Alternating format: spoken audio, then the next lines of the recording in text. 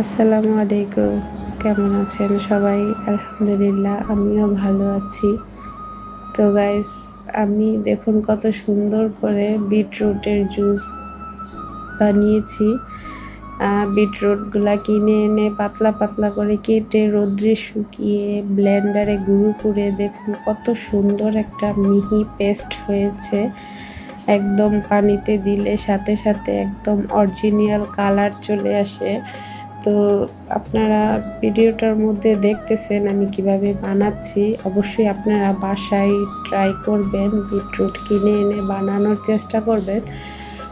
বাজার থেকে বিটরুটের গুঁড়া কিনে না খেয়ে নিজে হাতে তৈরি করে খেলে স্বাস্থ্যের জন্য অনেক উপকার। তো কেমন হয়েছে আমার বিটরুটের জুসটা অবশ্যই কমেন্ট করে জানাবেন। সবাই আমার জন্য, আমার ছেলের জন্য দোয়া করবে। আল্লাহ হাফেজ।